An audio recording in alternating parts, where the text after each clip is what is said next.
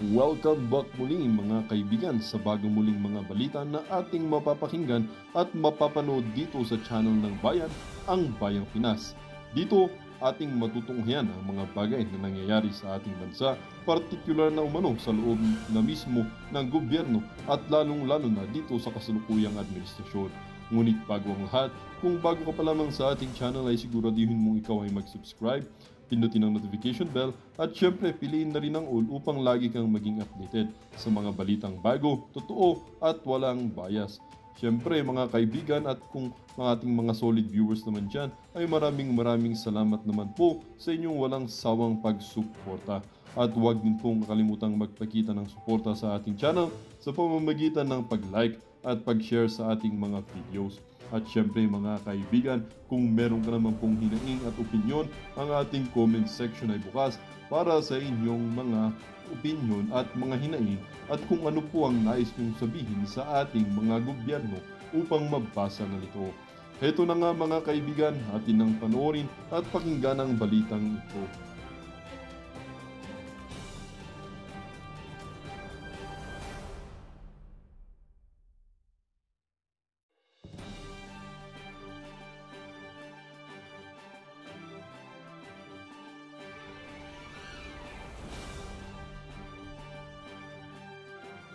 Natin siya kinakampiyan at sinasabi natin dito, kesa sampahan nyo ng kung ano-ano mga vlogger, subukan nyo hong alamin yung pinanggagalingan ng kanilang mga ilinalabas na statements sa social media. Pero bago yan mga kababayan, bago mapasarap ang ating kwentuhan, isang like at isang subscribe, masaya na ho tayo dyan. At sa mga gusto sumali sa ating community, alam nyo na ho gagawin. Ang pinakamatindi ho mga kababayan nito, net satisfaction rating of top 5 government officials. Ito ho mga kababayan, noong September 2024, from 32 plus 32, naging plus 19 na lang. Aba, ang ganda nito ah. Sa tingin ko, bago matapos tong taon na to, ang satisfaction rating nitong si Marcos Jr. magiging 5 na lang yan. Itong kay VP Sara, bahagyang bumaba. Pero ang pinakamatindi ho talaga, itong kay etong kay Marcos Jr., ang matindi alam nyo kanino? Kay Tambaluslos. Aba, itong social weather station, I like your style ha. Gusto ko yung style nyo na yan. Yan ang tunay na refleksyon ng saloobin ng sambayan ng Pilipino. From plus 20, itong si Tambaluslos, plus 9 na lang ho. Wala ho. Tinalo pa ho siya nitong si Alexander Gismundo, ang ating Chief Justice. At ito naman si Escudero, siyempre, wala nang ginawa yan kung hindi magpaayos ng kilay. Kaya talagang medyo may dating siya. Kumbaga nakikita nila, ito ba yung ano? Ito ba si Cheese? Maganda kilay nito. Okay yan. Satisfaction rating, good sa akin yan. Kasama niya lagi si Hart. Approve sa atin yan. Walang problema yan. Kaya yung, wala naman ho, irrelevant naman ho yan. Hindi naman relevant yung si Chis Escudero. Kaya kahit gawin pa nilang 10,000 yung satisfaction rating niya na yan, wala naman yung kwenta yan mga kababayan. Ang pinag-uusapan lang natin dito, yung mga nag-e-epal. Yung si Chis, di naman nag-e-epal eh. Wala namang galaw eh. Kaya yung kanyang satisfaction rating, hindi rin gumagalaw. Kasi walang napag-uusapan na maiinit na issue na ginagawa niya sa ating bansa. Kaya ano siya, kumbaga nandyan lang siya, Senate President siya, dyan ka lang, wala ka namang ginagawa, wala kang kinakante. Kaya walang gumagalaw sa mga ano niya, sa mga satisfaction, trust, approval. Wala akong gagalaw kasi wala naman siyang ginagawa. Yung tatlo lang talaga, si Tambaluslos, nag-e-epal, si Marcos Jr., puro kabangagan, at itong binibira ho nila, itong si Vice President Sara Duterte, kaya isa-isang nagtatrabaho ngayon sa ating bansa. Heto mga kababayan, umpisa na ho natin. Ito, hindi po ba tayo nag-umpisa? Kala ko kanina pa tayo nagsasalita, hindi po pala tayo nag-umpisa. Palakpakan muna, anak ng toko. Ito, isang like at isang subscribe. Huwag niyo kong kalimutan ha, PH Update. Ito na.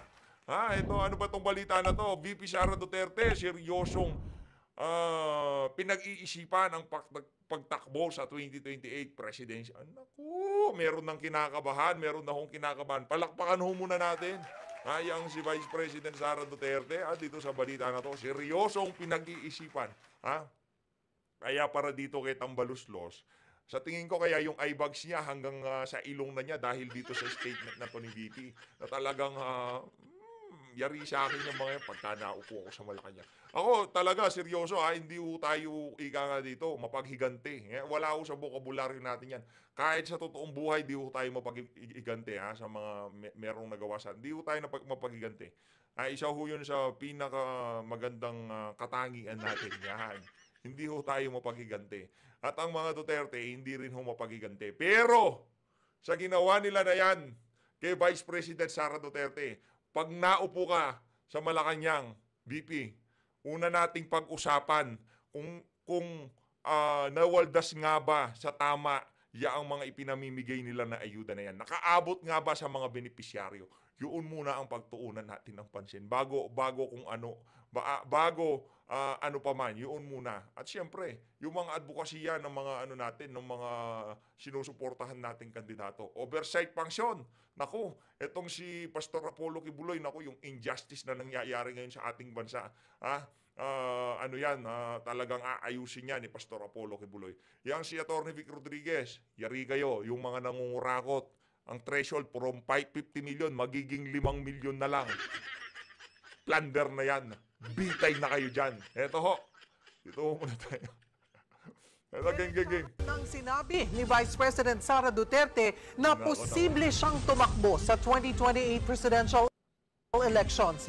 Para sa isang kaalyado ng mga Duterte, patunay ang peace rally ng Iglesia ni Cristo sa dami ng mga sumusuporta kay VP Sara. Nasa frontline ng balitang yan, si Camille Samonte. Yan na naman Yan ang ayoko Sa totoo lang, sinabi na nga ng mga INC na hindi politika yon. Panawagan sa kapayapaan at pagkakaisa.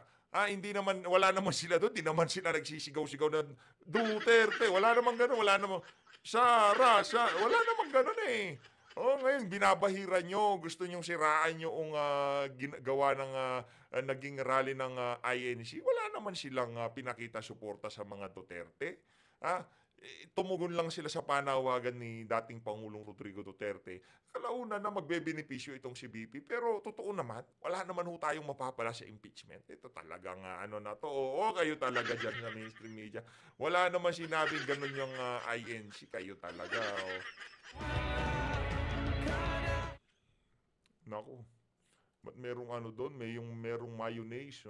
Mamaya na yung mayonnaise. Mismong si Vice President Sara Duterte na ang nagsabi, seryoso niyang pinag-iisipan ang pagtakbo sa 2028 presidential elections.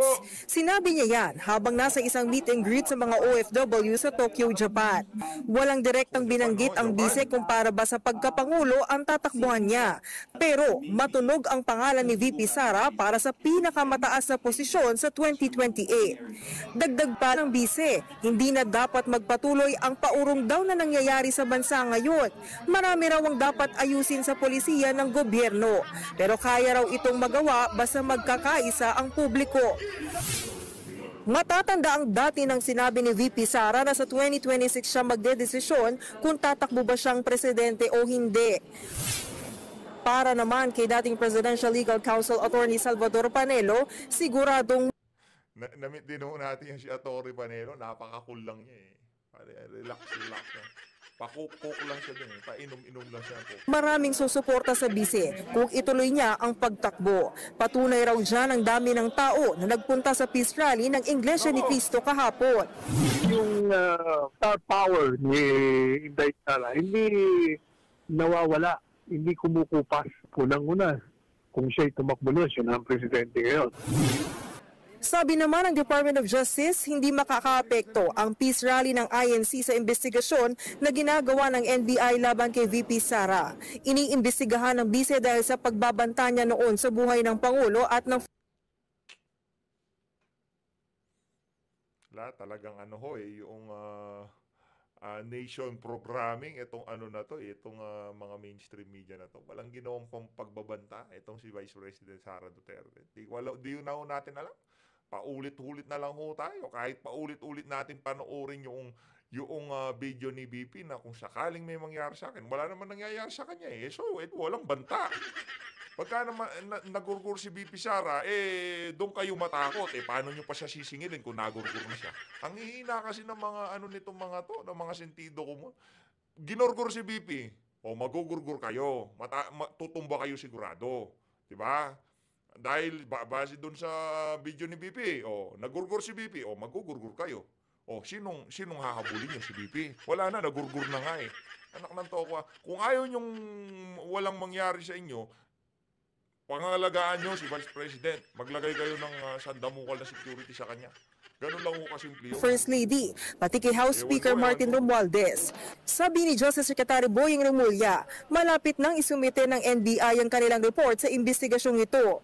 We just have to look at the law as something that Si Secretary Boying Remulla, padapit hapon na pero wala pa ho tayong nakitang pagbabago sa mga galaw nitong mama na to. Sir, yung buhay nyo ho, ginugol nyo na lang ho sa politika. Ha? For once, gawin nyo naman ho ang tama para sa ating bansa. No, pagiging Justice Secretary, oo, napabilib nyo ako. Talagang kaya nyong baloktutin, kaya nyong iliko lahat ng pwedeng iliko para maiayon doon sa gusto nyong mangyari ang batas. Bumilib ako doon. Pero mali, yun ang problema doon. Pero mali, nangyari kay Pastor Kibuloy, ang nangyari kay General Bantag, ang nangyari kay Tebes, di ba? Pero mali. Kaya tayo para sa atin mali yung nangyayari. Pero yung political will nyo, talagang matindi. Pero dapat sana gamitin nyo yung political will nyo na yan sa tama. Yung inyong motibasyon para habulin yung mga smuggler, yung mga loko-loko, yung mga droga, yun, gawin nyo. Hindi yung, yan, number 52, 52 si Pastor Kibuloy, 55 naman tong si Atty. Vic Rodriguez Pal. equalizes everything between all of us. That's why we cannot give special favors to people because of standing. Bukod sa posibleng kaharaping kaso sa DOJ, may 3 impeachment complaint pa laban kay VP Sara na nakabinbin sa Kamara. Nagbabalita mula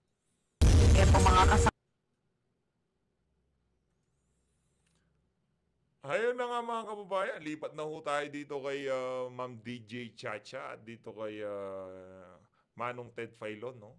Kayo ho, anong masasabi nyo doon sa naging statement na yun itong si Secretary Boying Remulla? Alam naman ho nila na walang pagbabanta. Ano na nga yun nga ang kaso nitong si Pastor Kibuloy tayo ho dalangin ho natin, napasakto pa 52 sa balota Pastor Apollo Kibuloy. Makapag-bail ang si Pastor Apollo Kibuloy. Yun ang gusto nating mangyari. Para hindi para makapangampanya, para kahit papaano maibsan yung injustice na naranasan niya dito sa administrasyon na to. Yung makapangampanya siya, di plus bonus na lang yun, pero maliho Maliho yung mga nararanasan ni Pastor Apollo Kibuloy ngayong mga panahon na to. Kaya kung tayo tatanungin, dapat po talaga katigan ng korte yung motion nila na makapag-file siya ng bail.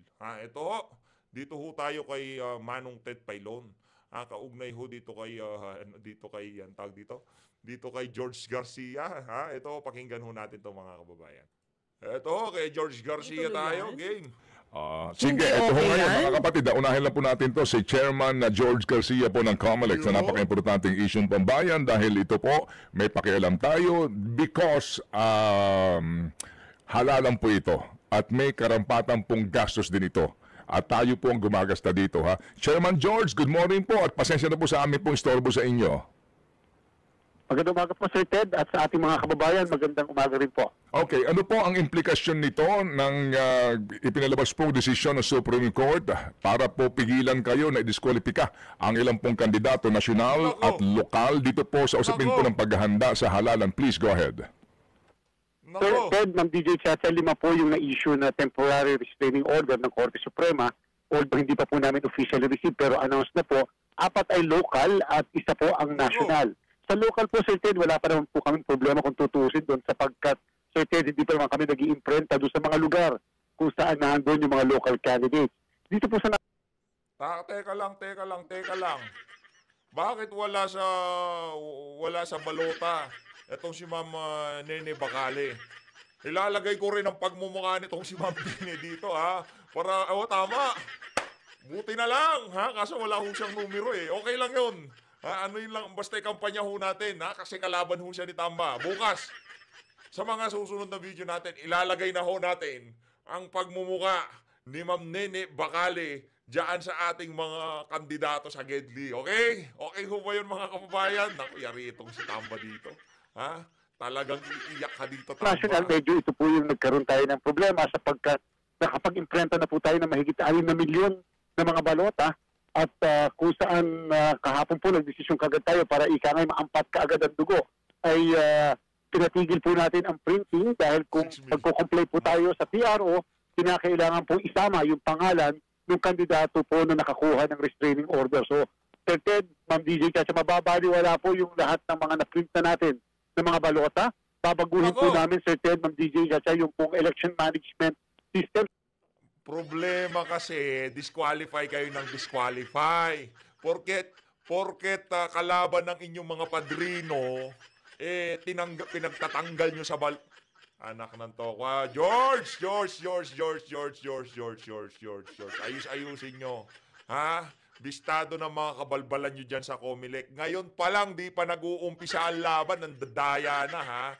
Nakakaamoy na kami ng dayaan sa eleksyon, ha? Hindi na namin nakikita ang pagiging parehas ng Comelec. Tema po kasi yun babaguhin ang database, magkakaroon ng bagong serialization, and therefore, may mga proseso pa po kami i-undergo kasama yung trusted build bago po namin muling pasimulan yung pag-iimprenta ng balota. Okay, sige po. So, yung po kasing, 'di ba, para di ba may ano yan, sa amin may hulma yan, yung printing ng balota, no? So, magkakaroon po ng pagbabago dito, pati ho doon sa mga numero maaapektuhan ngayon, di ba? Kasi po itong payagan na po tumakbong senador, may corresponding siya numero, etc. Plus, pati po doon sa mga local na nakahanda na for printing, ganun din po mangyayari, Chairman. Ano po? Tama po kayo, Sir Ted. Babaguhin po natin yung mga bilang, yung mga numero dyan po sa ballot phases po natin. In fact po, Sir Ted, pagka po national, lahat ng ballot phases ng buong Pilipinas, kasama rin po yung mga ballot phases sa abroad, ay kinakailangan natin baguhin upang maitama yung pangalan ng national candidate po na yan. Opo.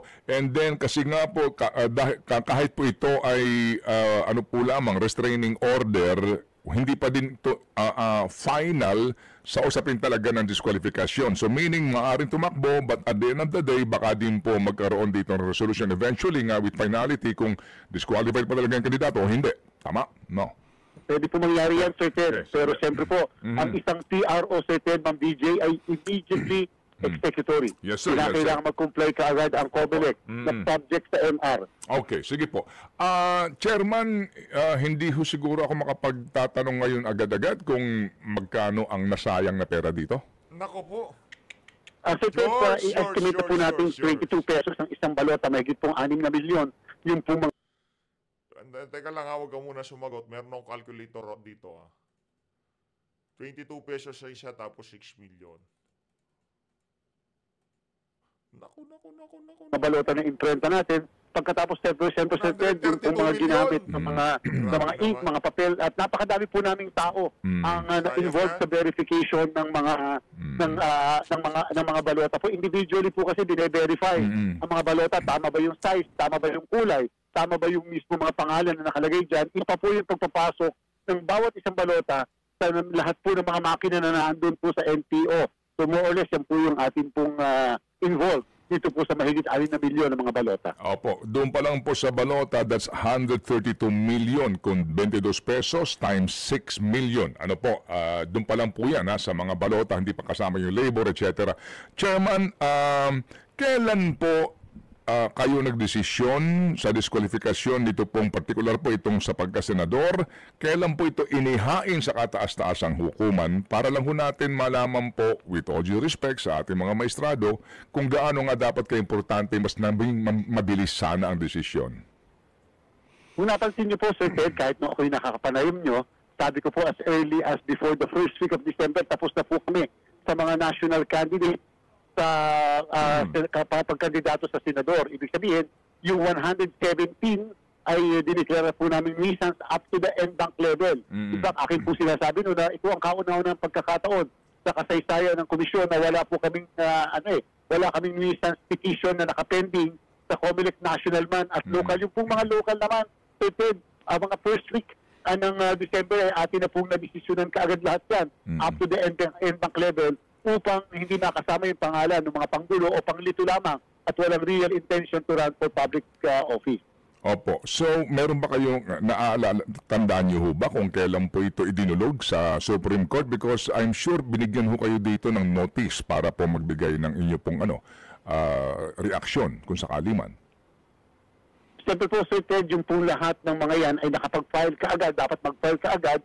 Pagkatapos namin ma-issue at least 5 days after the promulgation ng decision sapagkat kinakailangan nga nila makakuha ng PRO. At the same time, Sir Ted, wala pa po kaming notice. Hindi po kami nabigyan. Ito po lang kung sakasakali ang first time kapag po lumabas yung PRO na makakatanggap po kami ng order na magkomento o ano man po yung iuutos sa atin ng Korte Suprema. Okay, sige po. So, kailan po kayo naglabas po ng inyo pong resolution and bank sa disqualification po nitong kandidato sa pagkasenador?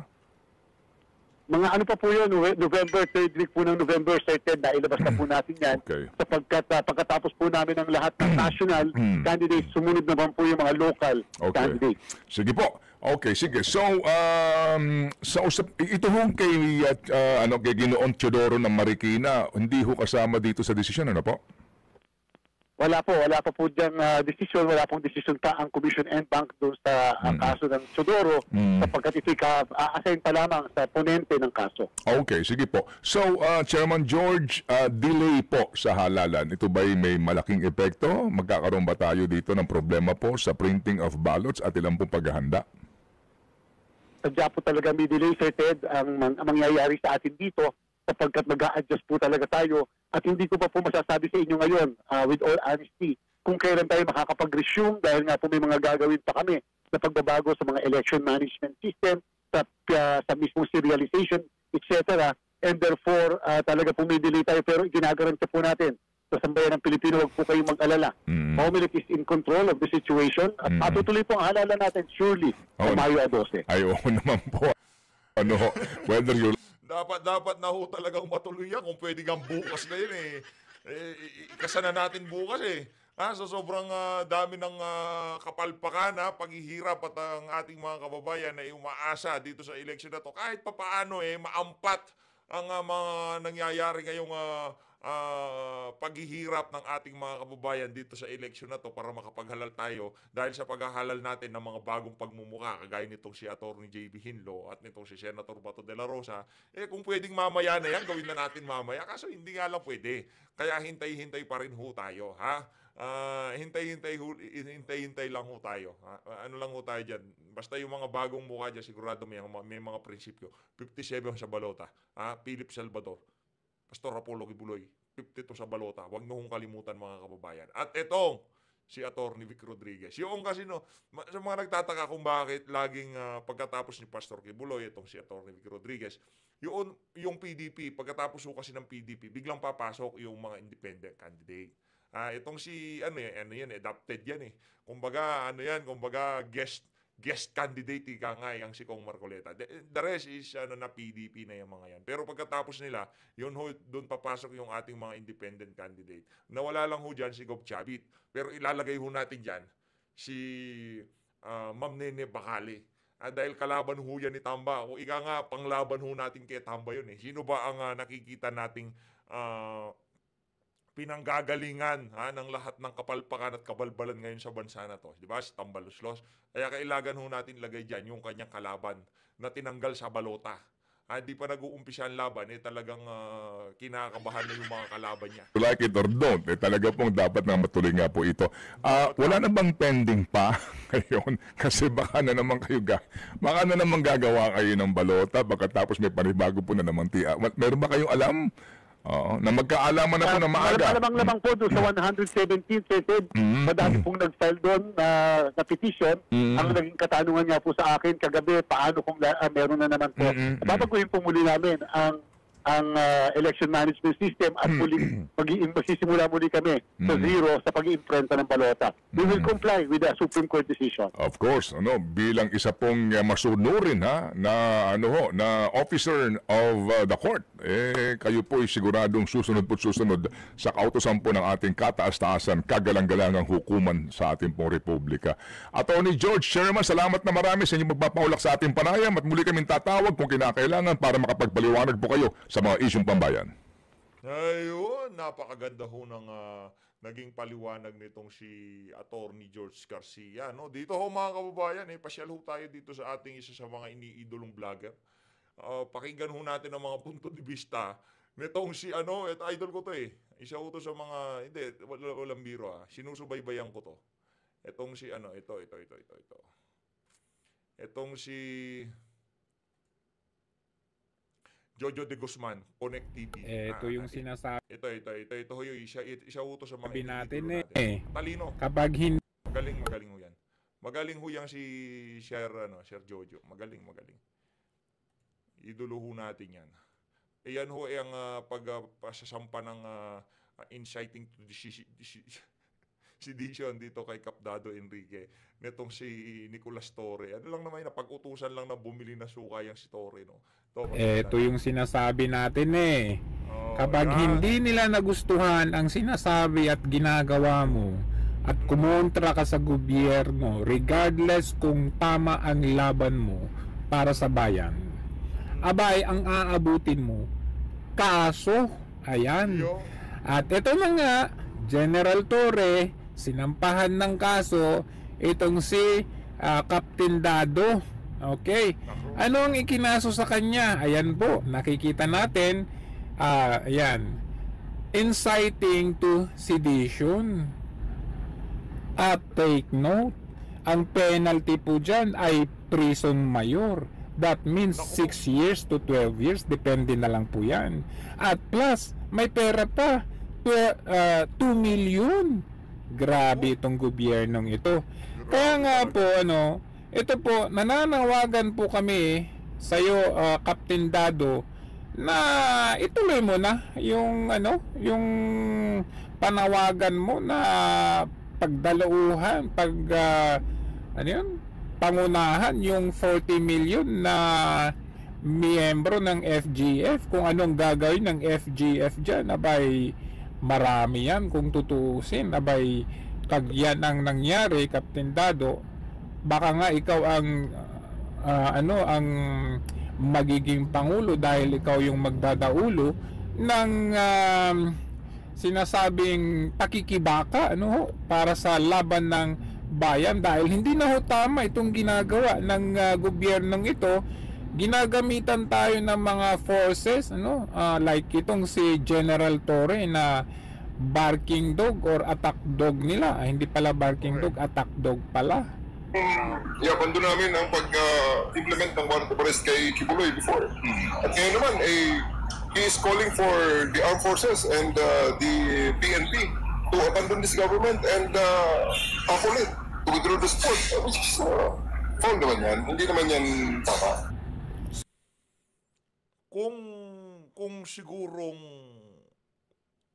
okay ang pamamalakad ng gobyerno, okay, pagpalagay na natin. Totoo na yung sinasabi nitong si Nicolas Torre na talagang merong ganong klaseng panawagan. Hindi lang naman ho yang si Capdado. Majority ho ng mga OFW natin, kahit tanugin ho natin yung ating mga kababayang OFW, ganoon din ho ang panawagan. Ano bang gusto natin tumbukin dito sa ating paksa na to kay Capdado Enrique?